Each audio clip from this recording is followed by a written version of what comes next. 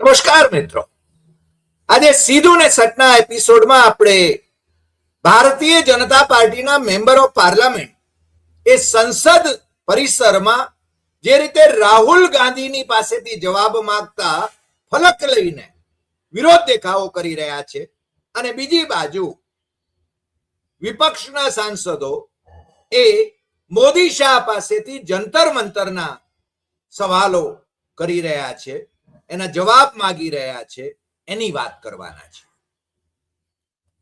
ભારતીય સંસદમાં કદાચ આવું દ્રશ્ય ભાગ્યે જ જોવા મળે કે સત્તા પક્ષના સાંસદો એ વિરોધ દેખાવો સંસદ પરિસરમાં કરે અને લોકસભાના સ્પીકર ઓમ બિરલા એ લોકસભામાંથી ગાયબ રહે, પ્રાઇમ મિનિસ્ટર મોદી લોકસભા ગૃહમાંથી ગાયબ રહે, ગૃહમંત્રી અમિત શાહ એ લોકસભા ગૃહમાંથી ગાયબ રહે.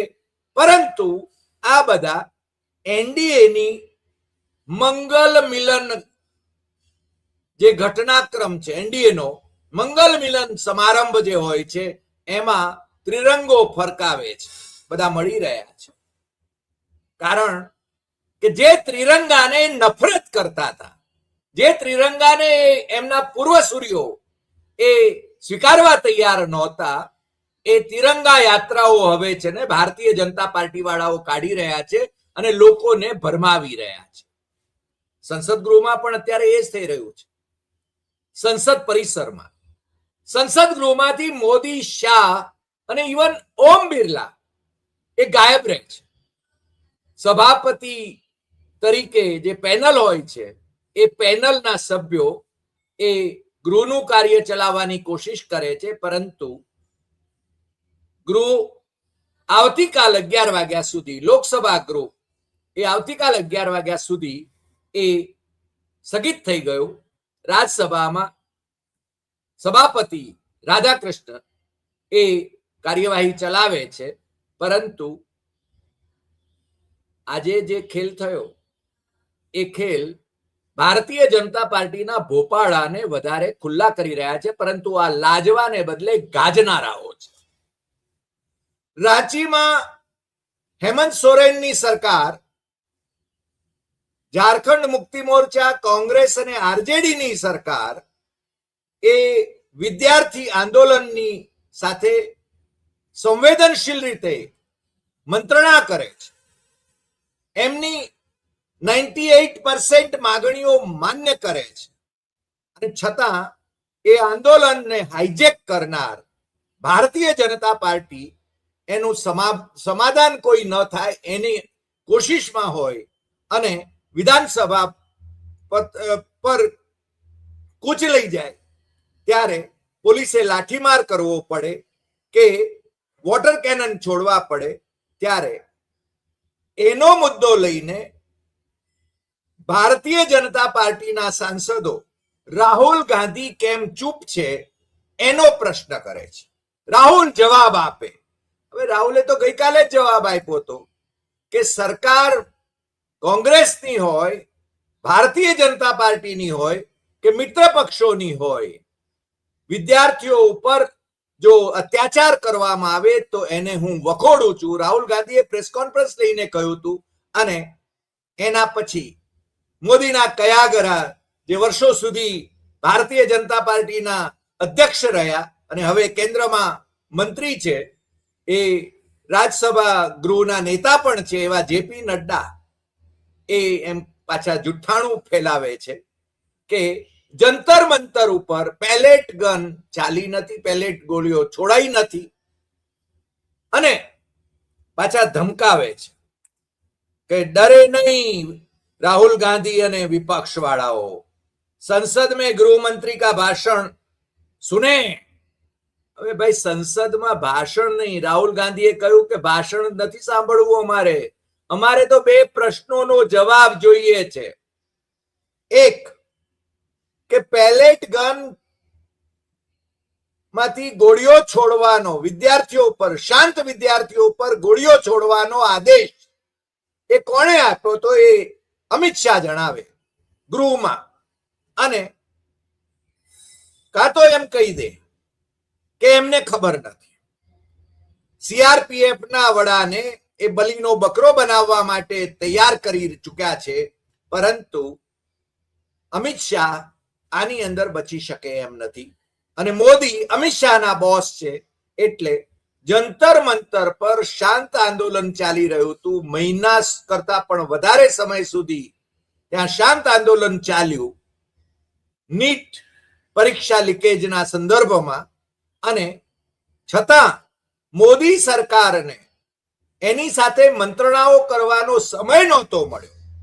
26 દિવસના ઉપવાસ પછી સોનમ વાંગચુકના પારણા એ મેદાંતા હોસ્પિટલમાં, આમ તો હોટેલ જ કહેવાય, 7 સ્ટાર હોટેલ, ત્યાં જઈને એમણે પોતાના મળતિયા સોનમ વાંગચુકના પારણા જેપી નડ્ડા અને ડોક્ટર જીતેન્દ્રસિંહ એ કરાવે છે. પણ કોકરોચ જનતા પાર્ટી અને બીજા વિદ્યાર્થી સંગઠનો, ડાબેરી વિદ્યાર્થી સંગઠનો એ એમનું આંદોલન ચાલુ રાખે છે.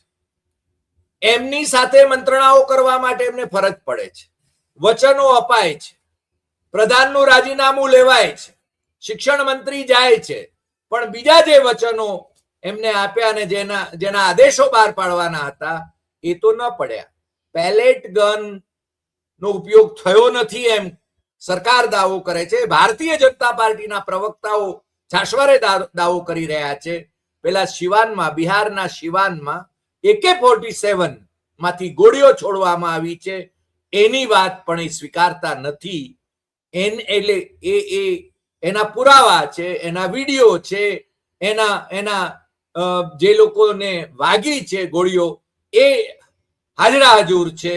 રાહુલ ગાંધીએ 10 જનપદ ઉપર પેલેટ ગન જેને વાગી છે, જેનાથી ઈજાગ્રસ્ત છે, એ બેનને પણ રજૂ કરી છે, વિદ્યાર્થીનીને રજૂ કરી છે.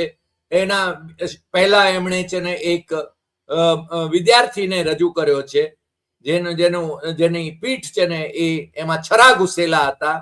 અને છતાં ભારતીય જનતા પાર્ટી, આમ તો ભારતીય જૂઠા પાર્ટી પણ ઘણી વખતે કહેવાય છે, એ કહે છે કે એવું કંઈ બન્યું નથી. અને રાહુલ ગાંધી જવાબ આપે. રાહુલ ગાંધી હેમંત સોરેનની સરકાર, એણે લાઠીચાર્જ કેમ કર્યો, એણે વોટર કેનન કેમ છોડ્યા, એનો જવાબ આપે. અરે તમે ગોળીઓ છોડી એનો જવાબ આપતા નથી. અને રાહુલ ગાંધી તો એ હેમંત સોરેન ના જન્મ દિવસે, ખરેખર તો એમનો જન્મદિવસની ઉજવણી કરવાને બદલે, અને પ્રાઇમ મિનિસ્ટરે પણ એમને વિશ કરવા જોઈએ, બધાએ વિશ કરવા જોઈએ. એ હેમંત સોરેનને તમને ખ્યાલ છે કે ખોટા કેસમાં, ઈડીના કેસમાં 5 મહિના સુધી જેલમાં ગાંધી રાખ્યા હતા. અને છતાં એ બાઇજ્જત બહાર આવ્યા.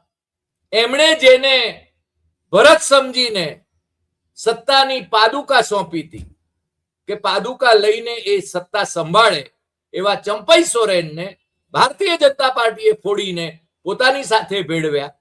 એ ચંપઈ સોરેન આટલો વિશ્વાસુ માણસ, અરે હેમંત સોરેનની ભાભી સીતા સોરેન, એમને પણ ભારતીય જનતા પાર્ટી લઈ ગઈ. એ બધા હારી ગયા, પણ એનો જે ગમ ભારતીય જનતા પાર્ટીને છે એ સહન થતો નથી. અને એટલા માટે હેમંત સોરેનની સરકારને ગબડાવવા માટેના પ્રયાસો થઈ રહ્યા છે. અને રાહુલ ગાંધીના એમની સરકારમાં 3 મિનિસ્ટર છે, આરજેડી નો 1 મિનિસ્ટર છે. આ હેમંત સોરેનની સરકાર એને દબાવવા માટે, એને છે ને એની સામે સીબીઆઈની ઇન્કવાયરી કરવા માટે ભારતીય જનતા પાર્ટી અને એની વિદ્યાર્થી પાંખ ગણાય એવી, આમ તો આરએસએસ ની વિદ્યાર્થી પાંખ એબીવીપી અને ભારતીય જનતા પાર્ટીનો યુવા મોરચો એ ત્યાં આગળ આંદોલન હાઈજેક કરી જાય છે. એવી વાત કોકરોચ જનતા પાર્ટીએ પણ કહી છે અને બીજા બધાએ પણ કહી છે. અને બીજી બાજુ રામ મંદિર ચડાવવાનો જે કૌભાંડ છે અયોધ્યાનો, એનો મુદ્દો લઈને એ ધારો કે અખિલેશ યાદવ એ મુદ્દાને વધારે અવાજ એને આગળ ધરી રહ્યા છે, ત્યારે રાહુલ અને અખિલેશ વચ્ચે કઈ ખટરાક છે એવો એક માહોલ ગોદી મીડિયા દ્વારા ઉભો કરવામાં આવી રહ્યો છે. પરંતુ અખિલેશે તો બહુ સ્પષ્ટતા કરીને અખિલેશ અને રાહુલ તો સાથે ને સાથે છે, એટલે ભારતીય જનતા પાર્ટી એ પોતાના જ કુચક્રમાં ફસાઈ ગઈ છે. આજે લોકસભા ચાલી નહીં. આજે લોકસભાની અંદર પ્રાઇમ મિનિસ્ટર અને અમિત શાહ કેમ આવ્યા નહીં, એમનામાં હિંમત નથી એવું વિપક્ષના જે સાંસદો છે કે છે, અને એ લોકો મોદી શાહ કાયર હૈ, મોદી શાહ કાયર હૈ આના નારા પણ લગાવે છે. તો એ નારા ની સામે ભારતીય જનતા પાર્ટી વાળાઓ રાહુલ ગાંધી વિરોધી, કારણ કે રાહુલ છે ને હવે બધાનું ટાર્ગેટ બન્યું છે આ લોકોનું, સત્તા મોરચાનું, અને સત્તા મોરચાના ભારતીય જનતા પાર્ટી વાળાઓ કરતા વધારે તો પાછા એમના જે મિત્ર પક્ષો છે એ ઉછળીને ગોદી મીડિયામાં પણ નિવેદનો કરે છે રાહુલ વિરોધી. મને લાગે છે કે રાહુલ નો વિરોધ કરવા કરતા તમારે જંતર મંતર ઉપર કેમ અત્યાચાર ગુજારવો પડ્યો, પેલેટ ગન કેમ છોડવી પડી, એ AK-47 માંથી સિવાનમાં કેમ ગોળીઓ છોડવી પડી, આનો જવાબ આપવાને બદલે, લાજવાને બદલે ભારતીય જનતા પાર્ટીના આ શાસકો એ ગાજે છે અને એક નેરેટિવ ઉભો કરે છે. અને બીજું, આપણે અગાઉ પણ જે વાત કહી હતી, ગુજરાત, રાજસ્થાન, મધ્યપ્રદેશ, ઉત્તર પ્રદેશ, હરિયાણા, બિહાર, આ બધા રાજ્યોમાં જ્યાં ભારતીય જનતા પાર્ટીનું શાસન છે ત્યાં પેપર લીક થવાના અને સરકારી નોકરીઓના કૌભાંડો એ આટલા બધા થયા હોવા છતાં ત્યાંની વાત નથી કરાતી. પણ નડ્ડા જ્યારે પેલી પ્રેસ કોન્ફરન્સ કરતા હતા ત્યારે એ વિરોધ પક્ષના જે શાસિત રાજ્યો છે એમાં શું થયું એની ચિંતા એ વધારે કરે છે, અને એમાં ને એમાં એ કળણમાં એ વધારે ને વધારે ફસાઈ રહ્યા છે. તમને જરા નવાઈ લાગશે કે એ કેટલી હદે જઈ રહ્યા છે. રાહુલ ગાંધીને ટાર્ગેટ કરવામાં હવે છે ને એ કોશિશ તો કરી રહ્યા છે, પણ રાહુલ ગાંધીનો જે ગ્રાફ છે, પોપ્યુલારિટીનો જે ગ્રાફ છે, એ ગ્રાફ વધારે ને વધારે ઊંચો જઈ રહ્યો છે. મોદીનો ગ્રાફ એ અડધી રાતે ઉઠીને ફ્રાન્સને માટે રીલ બનાવે ને ઇન્સ્ટા પર નાખે છે, છતાં એ ડાઉન જઈ રહ્યો છે.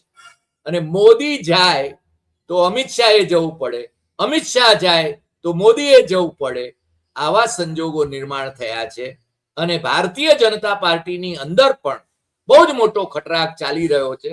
અમેરિકામાં તો વળી પાછો હમણાં RSS ના વડા જઈ રહ્યા છે, મોહન ભાગવત, અને ત્યાં તો ચર્ચા એવી છે કે અમેરિકામાં એમની મુલાકાત જે છે એની પાછળના રહસ્ય એ છે કે મોદીને સ્થાને બીજા કોઈને મૂકવા માટેનું દબાણ અમેરિકા તરફથી એમના ઉપર આવે એવી કોશિશ થઈ રહી છે.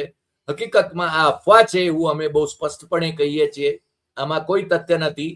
અમે હંમેશા કહીએ છીએ કે મોદી અને મોહન ભાગવત એક સિક્કાની બે બાજુ છે. એ એકમેકની વિરુદ્ધમાં બોલે તો પણ તમારે સમજવું કે આ ગોઠવણ મુજબનું જ બોલે છે, એટલે એમને કોઈ અફસોસ નથી કે વિદ્યાર્થીઓ ઉપર અત્યાચાર થયા. પેલા કેરળના મોહનદાસ, RSS ના ભાઈ, ભારતીય જનતા પાર્ટીના ભાઈ, જેમની ધરપકડ કેરળની સરકારે કરી, અશ્લીલ વાતો એને કરી હતી, એટલા માટે પેલી જંતર મંતર પરની કન્યાઓ, વિદ્યાર્થીનીઓ ઉપર બળાત્કારની વાતો એમણે કરી હતી, અને એ સંદર્ભમાં એમની ધરપકડ થઈ અને સંઘે હાથ ખંખેરી નાખ્યા કે અમારે કોઈ સંબંધ જ નથી. જવાબદારી લેવાની આવે ત્યારે સંઘ કે ભાજપ અમે ઓળખતા જ નથી અથવા તો કાઢી મૂકે પાર્ટીમાંથી, એટલે પત્યું. પણ એ બીજા RSS ના બીજા સંગઠનમાં એ કામ કરતા રહેશે. આ તમે સમજી શકો છો. બીજું એક ગિરિરાજ સિંહ કરીને એક મંત્રી છે, બિહારી છે, અને ગિરિરાજ સિંહ એ ગમે તે હલકી કક્ષાનો બકવાસ કરવા માટે જાણીતા છે, અને એમના એ ક્વોલિફિકેશનને કારણે જ એ મંત્રી તરીકે કેન્દ્રમાં સતત રહે છે. એમણે હમણાં થોડા દિવસ પહેલા જ 23 કલાક પહેલા આ એક ફોટો પોસ્ટ કર્યો હતો, આ ફોટો પોસ્ટ કર્યો.